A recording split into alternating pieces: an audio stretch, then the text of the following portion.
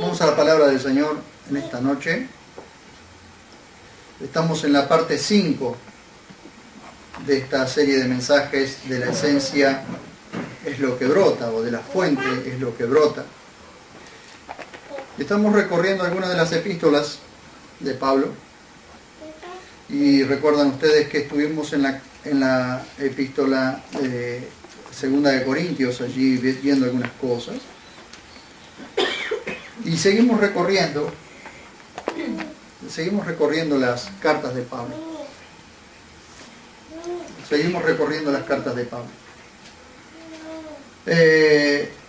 Y siguiendo el orden que tenemos allí en la Biblia, llegamos a la carta a los Efesios. Y saben que yo he leído muchas veces la carta a los Efesios y inclusive hemos hecho estudios simples, sencillos, pero estudios de la carta a los Efesios. Y creyendo que no había allí advertencia, pero mientras estoy leyendo me encuentro con unos párrafos que sí nos hacen una advertencia. Así que abran su Biblia allí en la carta a los Efesios. Vamos al capítulo 5, en la página 1340 de la Biblia Textual, cuarta edición, la cual realmente a mí, personalmente, como maestro y como pastor, me ha ayudado muchísimo. Muchas cosas que me han ido aclarando, una fuente de información, de profunda información. Algo que siempre me fastidió un poco de muchos comentaristas es quizás la liviandad o la demasiada sencillez que puede servir a alguien que recién comienza, pero para aquellos que comenzamos a buscar lo profundo de la palabra de Dios, la investigación, no nos sirve muchas veces. Y en muchas oportunidades le he dicho a mi esposa, cuando busco la profundidad de un versículo que no logro entender o que no logro captar, parece que muchos comentaristas me los pasaran por encima, ¿sí? Como si no se animaran a tocarlo. Entonces, ¿qué pasa? Tengo que dedicarle más tiempo para poder profundizar en esos versículos que no entendía. Sin embargo, cuando con esta cuarta edición de la Biblia Textual me ha ayudado mucho porque hay cosas profundas que hemos logrado entender y al poder ver una traducción más fiel, más correcta, hemos logrado entender cosas. Ayer, precisamente en la cena dominical, hemos podido descubrir cosas preciosas también que por muchos años no habíamos entendido bien. Así que ha sido maravilloso y sigo recomendando la Biblia Textual cuarta edición como Biblia de cabecera, como lo hemos hecho y como lo seguimos haciendo.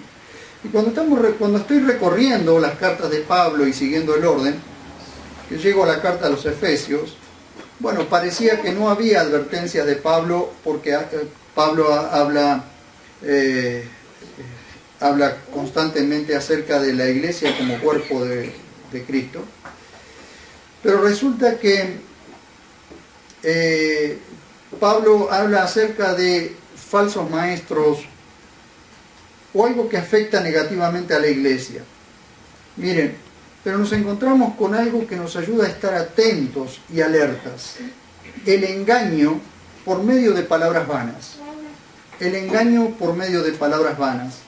Es decir, la palabra vanidad o vano es la palabra kenop, que es una palabra que significa vaciedad, una palabra vacía. O sea, vieron muchas palabras pero sin contenido. O muchas palabras de mucha cantidad pero sin calidad. Sin calidad. O sea, vieron cuando hay personas que tienen una gran elocuencia y hablan mucho desde los lugares públicos, hablan mucho, pero carecen de sentido, carecen de calidad. y tienen una habilidad impresionante para manipular. Y eso lo vamos a ver ahora. Vamos a la carta a los Efesios, capítulo 5, verso 1 al 23. Porque precisamente Pablo va a hacer esta advertencia, porque hoy en día, y sin duda estaba pasando en aquel momento, muchos creyentes están siendo engañados por medio de mucha palabra hueca, muchas palabras sin sentido. Y vamos a leer. Es largo el párrafo, pero después lo vamos a hilar, lo vamos a sumar al libro de los Hechos. Después lo vamos a sumar al libro de los Hechos. Y vamos a ver por qué Pablo, vamos a ver el trasfondo de la carta a los Efesios, por qué Pablo habla de esta forma en la carta a los Efesios, y nos vamos a dar cuenta cuando vamos al libro de los Hechos, lo que estaba pasando o lo que sucedía en la ciudad de Éfeso. Así que vamos al capítulo 5, verso 1, página 1340. Dice: sed pues imitadores de Dios como hijos amados. Vieron que siempre un hijo imita a su padre. Entonces, ¿por qué los padres somos el reflejo o somos el espejo? O nuestros hijos son nuestro espejo. Y ellos van a copiar siempre lo que nosotros hacemos, lo bueno o lo malo. A la larga terminan copiando. Entonces, Pablo da esta recomendación: que seamos imitadores de Dios como hijos amados. Y andad en amor, como Cristo también nos amó y se entregó por nosotros en ofrenda y sacrificio a Dios como olor fragante, es decir, olor que apacigua la ira. Pero inmoralidad sexual y toda inmundicia o avaricia ni aun sea nombrada entre vosotros. Después, cuando vamos al libro de los Hechos, vamos a dar cuenta del contexto de por qué Pablo está haciendo esta advertencia. Dice: como conviene a santos. Hace un momento mi esposa hablaba acerca de que hemos sido llamados, somos santos y hemos sido llamados a ser santos o a vivir en santidad. Dice: ni obscenidades, ni necio hablar, ni vulgaridades que no convienen. ¿Las podemos hablar? Sí, las podemos hablar, pero no convienen. Sino más bien acción de gracias. Qué bueno, abundar en acciones de gracias, como se hablaba hace un rato. Porque con certeza sabéis esto, que ningún inmoral, sexual o inmundo o avaro, que es un idólatra, tiene herencia en el reino de Cristo y de Dios. La palabra inmoral, inmoral sexual, tiene que ver con la palabra pornos. De ahí tomamos la palabra pornografía, pornográfico y todo ese tipo de cosas. ¿Sí? Fíjense el verso 6, el centro de la advertencia. Nadie os engañe con palabras vanas. Es decir, con palabras, con cantidad de palabras sin calidad. Con palabras huecas, con palabras vacías. Saben ya qué significa vano. Algo vano significa algo vacío, algo hueco, pero que ocupa mucho lugar. Porque por medio de estas cosas viene la ira de Dios sobre los hombres, sobre los hijos de desobediencia.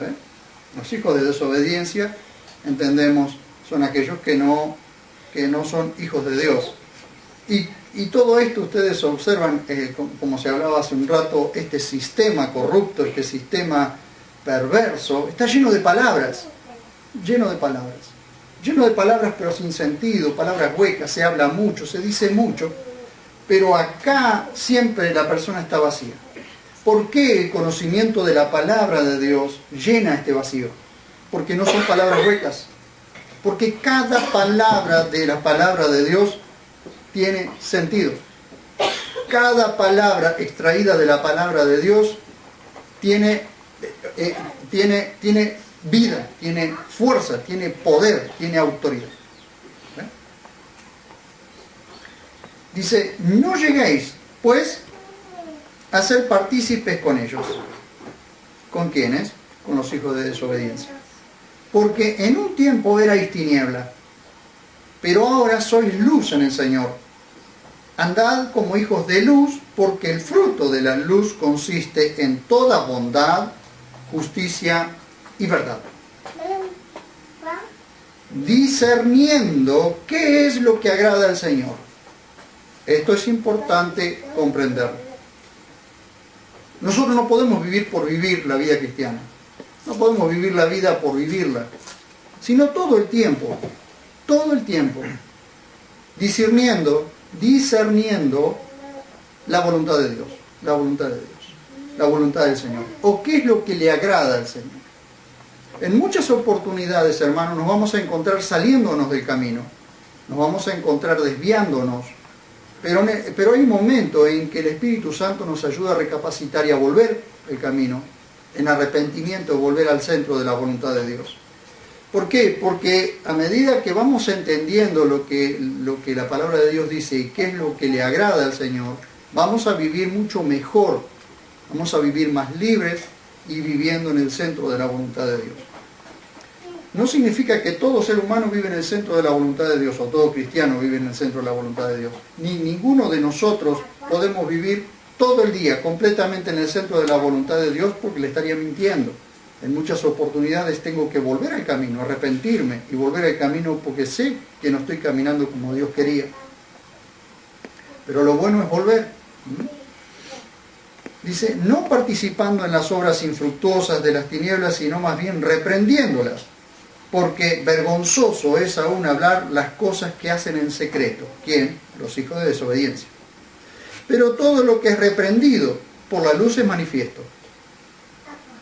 Porque todo es manifestado por la luz, por lo cual dice, despiértate, tú que duermes, y levántate de entre los muertos, y te alumbrará Cristo. Mirad pues diligentemente cómo andáis.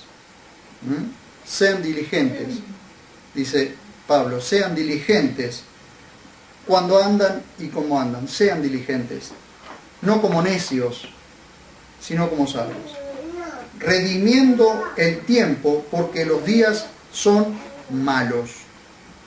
Por tanto, no seáis insensatos, sino entended cuál es la voluntad del Señor. Entonces ahí nos da todo un consejo: no os embriaguéis con vino, en lo cual hay desenfreno, antes bien sed llenos del Espíritu, en lugar, es decir, el contraste de, así como un ebrio, como un borracho es gobernado por el alcohol, es gobernado por el vino. Así deberíamos ser nosotros gobernados por el Espíritu Santo, es decir, tener una mente clara, saber cómo hablamos, dónde hablamos. ¿Ven? Y acá están los resultados. Hablando entre vosotros con salmos e himnos y cánticos espirituales, cantando y entonando salmos al Señor de todo corazón. Lo que nosotros vimos hace un momento, que dice en el versículo 14, por lo cual dice, despiértate tú que duermes y levántate de entre los muertos y te alumbrará Cristo, probablemente era una poesía que se recitaba entre los cristianos en el primer siglo.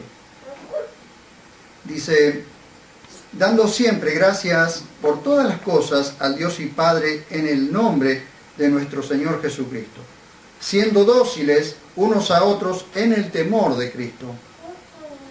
Bueno, las esposas a sus propios esposos como al Señor, porque el varón es cabeza de la mujer, como también Cristo, el mismo Salvador del cuerpo, es cabeza de la iglesia. Ahora, ¿por qué da todos estos consejos? Bueno, precisamente porque la ciudad de Éfeso era una ciudad que estaba muy cerca de un puerto. Era una ciudad muy grande, muy grande. De hecho, allí estaba el templo de la diosa Artemisa, que era considerada una de las 7 maravillas del mundo antiguo. Entonces, había mucha influencia, mucho sincretismo, muchas religiones, muchos pensamientos, muchas filosofías. Y lo que Dios quería, lo que Pablo quería era precisamente que cuando alguien era llamado a ser cristiano, era llamado a pertenecer al cuerpo de Cristo, no permitiera que las influencias, como decía mi esposa hace un rato, que las influencias o que la influencia del sistema gobernara el mundo, gobernara en la iglesia. Por eso hace este llamado de atención. Entonces llama a fidelidad entre los matrimonios, llama a la luz, y no llama al creyente a andar en luz y no permitir que las tinieblas gobiernen, sino dice más bien reprenderlos. ¿Por qué? Fíjense ustedes por favor conmigo en el libro de los Hechos.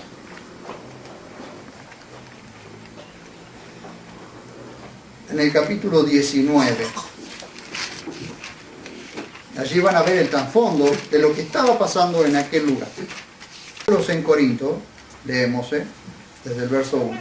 Estando Apolos en Corinto, aconteció que Pablo, después de recorrer las regiones superiores, fue a Éfeso y halló a ciertos discípulos, y les dijo: ¿recibisteis el Espíritu Santo cuando creísteis? Y ellos a él: ni siquiera oímos que hay Espíritu Santo, dice. Y dijo: ¿en qué pues fuisteis bautizados? Y ellos dijeron: en el bautismo de Juan.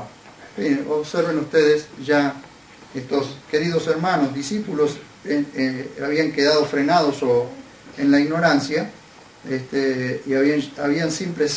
simplemente habían sido bautizados en el bautismo de Juan, pero no habían entendido acerca del bautismo, del Espíritu Santo y cosas que hemos entendido nosotros como iglesia. Entonces Pablo dijo: Juan bautizó con un bautismo de arrepentimiento, es decir, eran llevados al agua para arrepentimiento. Nosotros, a diferencia de nosotros, de los cristianos nacidos de nuevo, somos bautizados o sumergidos en el Espíritu Santo, porque de esa forma es, una vez que hemos creído, somos sumergidos en el Espíritu Santo para poder pertenecer al cuerpo de Cristo. Luego viene el bautismo en agua, pero el bautismo en agua no salva a nadie. El bautismo en agua es sencillamente una manifestación pública de algo que ya tuvo que haber ocurrido. Y estos discípulos habían sido sumergidos en agua, pero ni siquiera habían entendido, ni siquiera sabían de la crucifixión y ni siquiera sabían del bautismo en el Espíritu Santo. Dice: diciendo al pueblo que creyeran en el que vendría después de él, esto es, en Jesús. Al oír, fueron bautizados en el nombre del Señor Jesús, y al imponerle Pablo las manos, vino sobre ellos el Espíritu Santo, y hablaban en lengua y profetizaban, y todos ellos eran unos 12 varones. Recuerden que esto sucede, ¿por qué? Porque es el apóstol Pablo, y bajo, digamos, la autoridad apostólica de los apóstoles es que esto sucedía. Entrando entonces en la sinagoga, hablaba osadamente durante 3 meses, discutiendo y persuadiendo acerca del reino de Dios. Y observen cómo comienza un problema aquí. Pero como algunos eran endurecidos y desobedecían, o sea que había una mano que hacía que estos fueran endurecidos, maldiciendo el camino delante de la multitud, Pablo se apartó de ellos y separó a los discípulos, razonando cada día en la escuela de Tirano, en un salón o en una sala de un tal Tirano. Tirano es nombre propio aquí, no es un tirano. Y esto sucedió por 2 años. Miren, 2 años Pablo está en Éfeso enseñando. Y de manera que todos los que habitaban en Asia, tanto judíos como griegos, oyeron la palabra del Señor. Y vean ustedes, y Dios hacía milagros no comunes por las manos de Pablo. De tal manera, y acá quiero entrar en un detalle, que por muchos años en la iglesia del Señor se estuvo practicando, y que no es más que una hueca filosofía, que no es más que una enseñanza incorrecta y un error doctrinal, terrible error doctrinal. Escuchen, lean conmigo y después les explico qué es lo que estuvo pasando por muchos años. Dice, leemos desde el verso 11, y Dios hacía milagros no comunes por las manos de Pablo, de tal manera que hasta llevaban paños o delantales de su cuerpo a los enfermos, y las enfermedades se alejaban de ellos, y los espíritus malignos se iban. Voy a explicar esto. Por muchos años en la Iglesia del Señor se usó la costumbre de que la gente trajera un pañuelo, trajera una tela, trajera una vestimenta, una prenda, para que le oraran los pastores, y después iban y se la colocaban al enfermo para que el enfermo se sanara. Ahora permítanme decirles, eso es una falsa doctrina. Es una falsa doctrina la que tenemos que denunciarla. Porque eso era una mala interpretación de este pasaje. El pasaje no dice que traían paños, que la gente traía paños o pañuelos o prendas, que el apóstol Pablo lo tomaba en la mano, oraba por eso, y iban y se las llevaban al enfermo. No. Lo que el texto está diciendo, que aquellas cosas que Pablo usaba para secarse, o quizás estaba transpirando tanto para secarse, o aquellos paños que usaba precisamente en el cuerpo para que la transpiración no corriera o para que no le molestara, se las sacaba Pablo, y la gente, cosa que tampoco se debe hacer, pero como era el apóstol Pablo, entonces la gente lo hacía. La gente agarraba esa tela, ese delantal o esos paños, iban, se la ponían a los enfermos y los enfermos se sanaban. A lo contrario de lo que esta hueca filosofía, estas palabras vanas que se introdujo en la iglesia y que por muchos años, saben que en algunas campañas había un lugar donde pilas y pilas y pilas de prendas de los enfermos se amontonaban en canastos enormes, y los pastores tenían que ir y orar sobre eso. Y resulta que cuando oraban, después la gente se llevaba sus prendas y se la ponían a los enfermos. Claro que había sanidad, en muchas oportunidades había sanidad. Me pregunto, ¿esa sanidad de dónde venía? ¿De dónde provenía esa sanidad?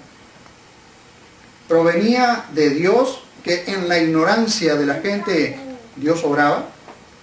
¿O provenía de una mano oscura que usaba eso para seguir engañando a la gente? Eso es un tema, ¿no? Porque todo lo que sea contrario, toda filosofía, toda doctrina que sea contraria a lo que Dios estableció, viene establecida por alguien que está usándola. Una falsa doctrina, una doctrina errónea, una secta, una religión, nunca proviene de Dios, nunca proviene establecida por el Espíritu Santo. Esta gente se sanaba. ¿Por qué? Bueno, precisamente porque en Pablo había una autoridad que no la hay en ningún otro. Y que si hoy se sigue haciendo lo mismo, se siguiera haciendo lo mismo, estaríamos entrando en un terreno muy peligroso. Porque Satanás estaría usando una hueca filosofía, una sutileza, estaría usando una sutileza para que esto suceda. No se olviden de que, como dice allí en 2 a los Tesalonicenses, Satanás también puede hacer milagros, puede hacer sanidades, pero es todo un engaño. En más de una oportunidad le hemos dicho a las personas buscan la sanidad, buscan el milagro, pero no les interesa lo que Dios dice, ni les interesa a Dios, les interesa el milagro. Entonces, ¿qué sucede con esas personas que reciben el milagro, se van y no la vemos más? Se van sanos al infierno. Y mejor que una persona sea salvada aunque no reciba el milagro, reciba la salvación aunque no reciba el milagro, y se vaya al cielo incompleto o cuando entra al cielo ya es sano. ¿Por qué Pablo hace este tipo de advertencias, hermanos? En un libro, en una carta como la de Efesios, como la carta a los Efesios, donde viene hablando de lo maravilloso que es el cuerpo de Cristo colocado en este mundo. Sin embargo, él entra en este detalle. ¿Por qué? Probablemente, hermanos, probablemente el Espíritu Santo lo mandaba a escribir esto que dice en el verso 12, de tal manera que hasta llevaban paños o delantales de su cuerpo a los enfermos, y los enfermos se alejaban, y las enfermedades se alejaban de ellos, y los espíritus malignos se iban. Probablemente el Espíritu Santo estaba previendo estas huecas sutilezas, estas palabras vanas, estas doctrinas erróneas que iban a entrar en la iglesia en los próximos tiempos, en los próximos años. Porque hay muchas cosas que han nacido, hay muchas cosas que son de los primeros siglos, pero hay muchas cosas que no tienen más de 40, 50 o 60 años que se introdujeron a la iglesia. Y esto niega el don de sanidad, no niega el don de sanidad, no, señores. De hecho, si alguien tiene el don de sanidad, ore por los enfermos, vaya al hospital, vaya a la clínica, vaya a donde están los enfermos y ore por los enfermos. Y será demostrado que tiene el don de sanidad. Ore por los enfermos y será demostrado que tiene don de sanidad. Pero no es este caso. No es en este caso. Seguimos. Vean ustedes. Entonces, viendo lo que Pablo hacía, lo que sucedía a través de la vida de Pablo, entran los celos, entra la envidia y dice, yo también lo quiero hacer. Yo también lo voy a hacer. Dice el verso 13. Entonces algunos judíos, exorcistas ambulantes, observen ustedes, exorcistas ambulantes, intentaron invocar el nombre del Señor Jesús sobre los que tenían espíritus malignos, diciendo, os conjuro por Jesús el que predica Pablo, porque ni siquiera podían decir en el nombre de Jesús, mi Salvador, no podían decirlo porque no era su Salvador, pero en el que predica Pablo. Y esto hacían 7 hijos de un tal Esceva, sumo sacerdote judío.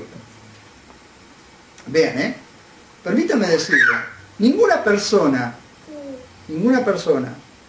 que no sea un verdadero cristiano puede invocar el nombre del Señor y hacer algo en su nombre, porque no lo conoce. Porque no lo conoce. Dice, pero el espíritu maligno les respondió diciendo, a Jesús conozco. Y sé bien quién es Pablo. Vean, el demonio sabía bien quién era Pablo también, Qué privilegio, qué honra, que el demonio sabía quién era Pablo. Pero vosotros, ¿quiénes sois? Los desconoció completamente el demonio, los desconoció completamente. Dice, y abalanzándose sobre ellos, el hombre en quien estaba el espíritu maligno dominó a 2 y se hizo fuerte contra ellos, de tal manera que huyeron de aquella casa desnudos y heridos. Y esto llegó a ser notorio a todos los que habitaban en Éfeso, tanto judíos como griegos, y cayó temor sobre todos ellos, y el nombre del Señor Jesús era engrandecido. Fíjense ustedes cómo Dios usó esa contradicción, esa contrariación, para que el nombre del Señor fuera engrandecido. Dice, y muchos de los que habían creído acudían confesando y declarando sus prácticas. Fíjense ustedes lo que estaba sucediendo en la ciudad de Éfeso. Brujería a más no poder, hechicería. Hoy en nuestra ciudad tenemos Umbanda, tenemos religiones, sectas, se mezcla todo, hay un sincretismo tan poderoso que la gente es confundida, es engañada, y a veces hasta los mismos creyentes son engañados. Dice, entonces muchos de los que habían practicado las artes mágicas, juntando los libros, los quemaron delante de todos. Vean, no sé cuándo vamos a ver en Verónica que sucede este tipo de cosas, ¿no? Pero realmente tenemos que orar para que algo así suceda en nuestra ciudad. Dice, y hecho el cálculo de su costo, hallaron que eran 50.000 piezas de plata. Algunos dicen que eran alrededor de $10.000. Así crecía con poder y prevalecía la palabra del Señor. Pasadas estas cosas, Pablo se propuso en su espíritu ir a Jerusalén a través de Macedonia y Acaya, anunciando, después de haber estado allí, me es necesario también ver Roma. Y envió a Macedonia a 2 de los que le servían, Timoteo y Erasto, y él se quedó por algún tiempo en Asia. Ahora bien, acá viene el problema detrás de la carta de Pablo a los Efesios. Por aquel tiempo se produjo un alboroto no pequeño acerca del camino. Porque cierto platero, y fíjense ustedes cómo el Evangelio tocó las fibras profundas de lo oculto, de la prosperidad que había en esa ciudad, o de la prosperidad que había en algunos en esa ciudad, que precisamente no provenía de la luz, sino provenía de las tinieblas. Y esta gente, manipulando, hacía sus grandes negocios vendiendo representaciones del templo de plata del templo de Artemisa. Vean, porque cierto platero de nombre Demetrio, que hacía templetes de plata de Artemisa, proporcionaba no pocas ganancias a los diseñadores. Si ustedes pueden ver en Google, pueden ver ustedes cómo era el templo de Artemisa, se van a dar cuenta ustedes por qué se hacían esos templetes, esas representaciones del templo de Artemisa. ¿Por qué? Precisamente porque era una maravilla. Verlo era una maravilla, con sus columnas, con sus diseños. Entonces esa representación la hacían en plata, y la gente que pasaba por allí compraba eso, se lo llevaba como souvenir, como recuerdo. Entonces eso producía mucha ganancia. Pero fíjense ustedes que el arrepentimiento y el conocimiento del Evangelio liberó de tal manera a la gente que se empezó a deshacer de los libros de magia, comenzó a deshacerse de las cosas que antes hacían, de lo oculto. ¿Por qué? Porque les había venido la luz. Dice, a estos reunió juntamente con los artesanos de tales oficios y les dijo, varones, sabéis que de este negocio obtenemos nuestra prosperidad. Allí tienen un sindicato de artesanos. Dice, y estáis viendo y oyendo que este Pablo ha hecho cambiar de idea a mucha gente. Le echan la culpa a Pablo, no al Espíritu Santo, ¿no? No solo de Éfeso, sino de casi toda Asia, diciendo que no son dioses los que se hacen con las manos. Escuchen. Hace unos días me saludan a mí por Navidad y qué sé yo, y yo le hago todo el escrito y la presentación. Y también les envío información acerca de lo que venimos hablando acerca de la Navidad y todo eso. La respuesta, por supuesto, no se hizo esperar. Y cuando uno toca ciertas áreas que la gente quiere seguir manteniendo, quiere seguir en ese engaño, en esa ignorancia, seguro te van a responder. ¿Por qué? Porque me dicen, sí, los argumentos son buenos y todo, pero la comunicación o la forma de comunicarlo no es la correcta. Bueno, yo lo comunico como lo comunico, listo. No tengo mucha vuelta. Dice, no son dioses los que se hacen con las manos. ¿Ven? Porque le está tocando el negocio. No es el problema los dioses, el problema es el negocio. El negocio detrás de todo eso.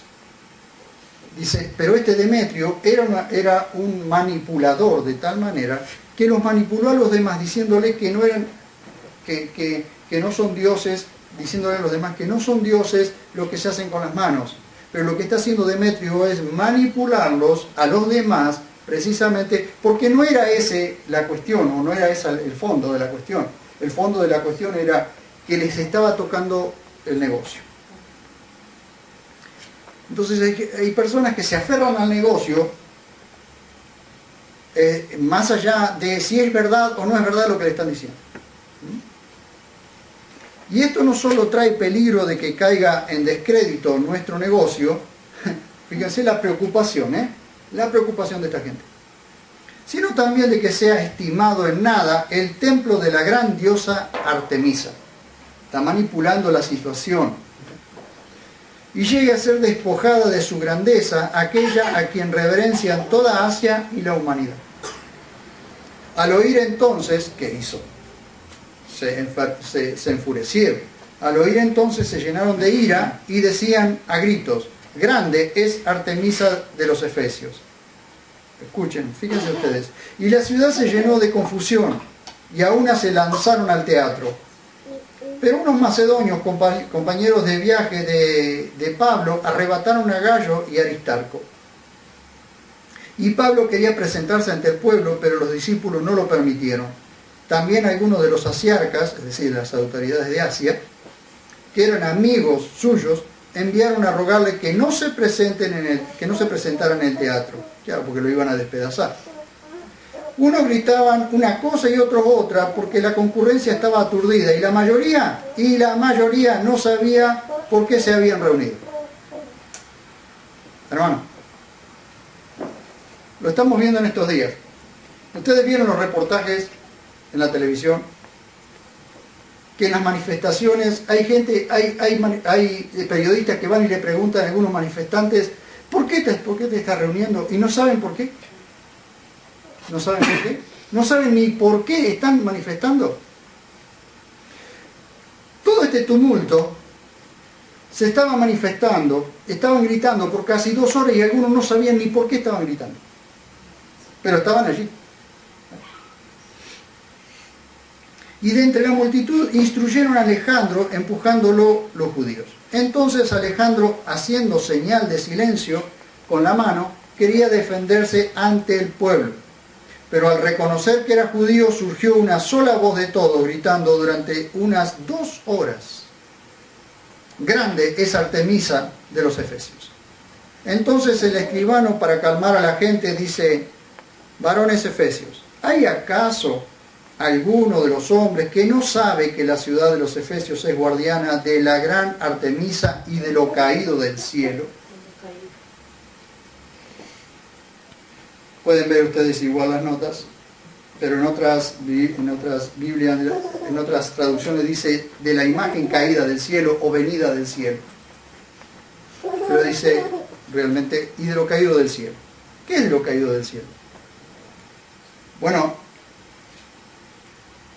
aparentemente un meteorito cayó en un lugar, en Éfeso, que es la primera representación o la representación primitiva de la diosa Artemisa.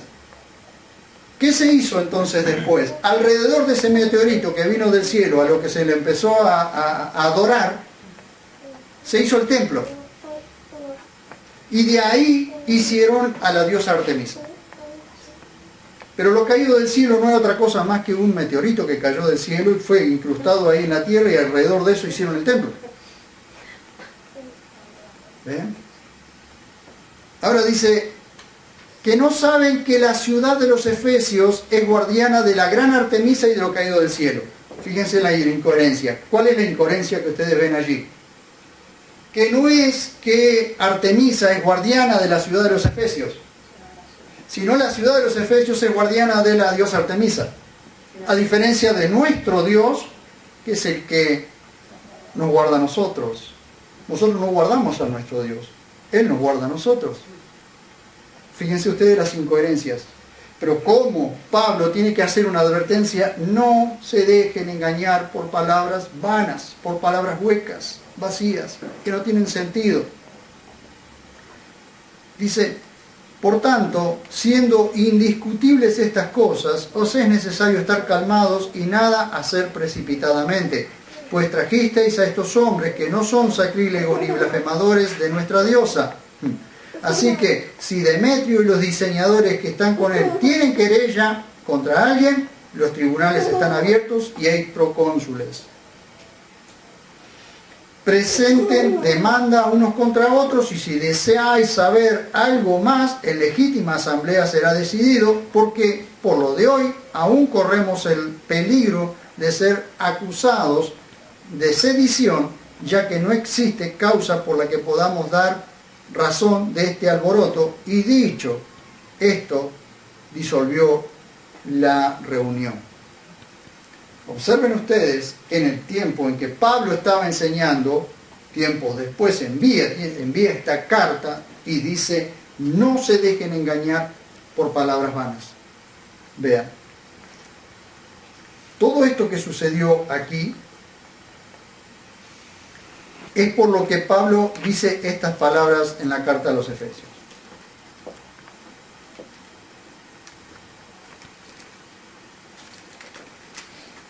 Nadie os engañe con palabras vanas, porque por medio de estas cosas viene la ira de Dios sobre los hijos de desobediencia.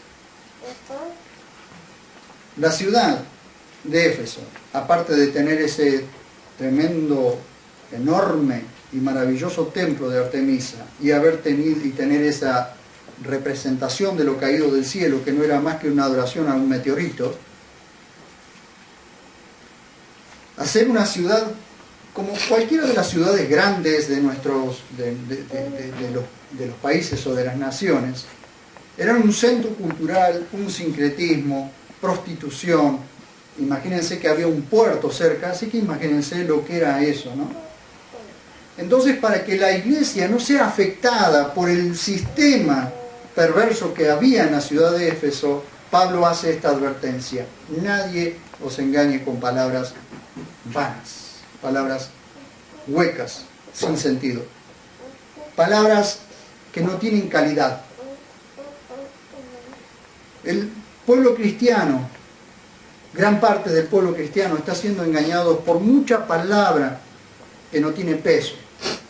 Lo vamos a ver después, más adelante, en algunas otras de las cartas. Esto de las tradiciones, de las fiestas, de las patronales, cosas por las cuales es engañado el mundo, pero también la iglesia en ciertos sectores es engañada. Gracias a Dios que nos da esta oportunidad de poder hablar este tipo de cosas para poder sacar del error. Pero ustedes lo saben, esta noche se festeja o se celebra una de las fiestas paganas más aborrecidas por el Señor. ¿Aborrecidas por qué? Aborrecidas por el trasfondo que tiene, que viene desde el capítulo 10 de Génesis, establecida por Nimrod. Por Nimrod, su mujer, será, ¿cómo era? Semiramis iba a decir. Y su hijo Tamuz, y todo ese tipo de cosas. Allí comienza. Y después Roma lo toma como la Madonna y el Bambino, y todo esto viene así arrastrándose por siglos de siglos, guardando, escuchen, encerrando en esta fiesta un paganismo tan fuerte, el cual el Señor nunca nos mandó. Y todo eso, ¿por qué? Por todas las filosofías, por todas las huecas sutilezas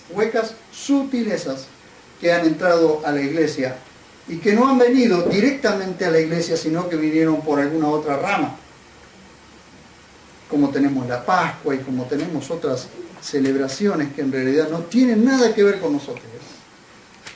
Entonces Pablo nos hace este tipo de advertencias. Quiero llegar hasta aquí nada más. Hemos leído bastante hoy. Pero quería mostrarles, hermanos, que cuando Pablo escribe la carta a los Efesios, él está escribiendo porque él conoce el trasfondo de la ciudad. Él vivió de cerca lo que estaba pasando en la ciudad, lo que pasó en la ciudad, y que pasó precisamente por él, por la predicación del Evangelio. Dios quiere que llegue el tiempo en que por la predicación del Evangelio trastornemos la ciudad. Que por la predicación del Evangelio, hermanos, sean trastornadas las vidas. No importa, hermanos, nos pueden echar o nos pueden correr, pero por la predicación del Evangelio sean trastornados. Si se levanta persecución, y mírenlo, mírenlo. No se extrañen, hermanos, de que se levante persecución porque se predica el Evangelio, porque se enseña la verdad, porque se saca a la luz lo que está oculto. No se aflijan por eso. Aflijámonos si no hacemos eso. Aflijámonos cuando la gente sigue siendo engañada y nosotros no levantamos la voz para denunciar las cosas. Por supuesto que va a llevar mucho tiempo para que la gente pueda pensar, pueda ser persuadida, pueda cambiar de opinión, como pasó con los efesios. Puede pasar mucho tiempo, pero es nuestro deber, hermanos. Porque mientras no conocíamos, éramos ignorantes. Pero conociendo, no podemos seguir ignorando. Y si lo sabemos, hablémoslo. ¿Amén? Amén. Oramos. Señor, estamos ante tu dulce presencia en esta noche. Agradecidos por tu amor y tu misericordia, por tu bondad. Señor, nos permitís estar en compañía de nuestros hermanos. Nos has permitido, Señor, por tu gracia, entender y conocer lo que en esta noche se va a celebrar. Con ese disfraz del espíritu navideño, que no es otra cosa más que demonios moviéndose toda la noche, trayendo muerte, trayendo desolación, trayendo borracheras, orgías, que en esta noche se van a desatar, que ya se están desatando desde esta hora. Clamamos en tu presencia por nuestro amado país, Señor, porque sin duda mañana vamos a tener noticias, malas noticias, de heridos, muertos, peleas, personas que pierden un dedo, personas que pierden un ojo, por causa de la pirotecnia, por causa de las peleas, por causa de la muerte que ronda en esta noche. Clamamos en tu presencia para que guardes a tu pueblo. Para que muchos en esta noche, Señor, les sean abiertos los ojos para poder entender lo que hay que entender, Señor. Guarda a mis hermanos. Gracias porque en esta noche nos vamos a reunir en este lugar, Dios mío, para compartir un tiempo de comunión entre hermanos en tu presencia. Gracias por los que toman la decisión de salir del sistema, Señor, para no ser afectados, Señor, entre compartir la mesa del Señor y la mesa de los demonios. Clamo en tu presencia, Señor, para que guardes a nuestros familiares que todavía están ciegos, que todavía tienen un velo en su mente y en su corazón y no entienden dónde se están metiendo. Pero guardalos en tu misericordia, guardalos, cuidalos, protegelos. Mis familiares, los familiares de mi esposa, los familiares de mis hermanos, de todos y de cada uno sean guardados, cuidados. No permitas que haya muerte, que haya heridos, que haya accidente. No lo permitas, Señor. Y si lo permitís por alguna razón, Dios mío, que realmente sean cuidados. Te lo suplicamos en el nombre de Jesús. Guarda nuestra ciudad, porque sin duda también en esta noche van a suceder cosas que no quisiéramos que sucedan. Pero te suplicamos, bendito Dios, que en tu gracia obres luz, Señor. Traigas luz a las mentes, a los corazones. Porque sin duda también hay muchos que están ciegos, pero que, Señor, que son sinceros, pero están ciegos. Y algunos están sinceramente equivocados. Te rogamos, bendito Dios, que obres milagros en esta noche. Vos sos el Dios de milagros y eso no lo podemos discutir. Obra milagros y prodigios en esta noche, en medio de la gente, en medio de tu pueblo, que algunos, Dios mío, de pronto sean alumbrados, sean iluminados y se pregunten, ¿y qué estoy haciendo acá? ¿Qué estoy haciendo con esto? ¿Por qué estoy haciendo esto? ¿Cuál es la razón de hacer esto? Señor, clamamos en tu presencia para que obres profundamente en esta noche. Gracias por este tiempo y por permitirnos estar juntos. En el dulce y precioso nombre de Jesús, Señor, que tu palabra corra a través de las redes sociales, a través, Señor, de todo lo que se pueda usar para que tu palabra siga siendo anunciada y corriendo, aun cuando le moleste al enemigo, Señor, aun cuando haya gente a la que le moleste lo que estamos hablando. No importa, Señor, sabemos que tampoco cuando vos hablaste estuvieron de acuerdo todos con vos, ni cuando Pablo habló, tampoco, Señor, la gente estuvo de acuerdo con Pablo.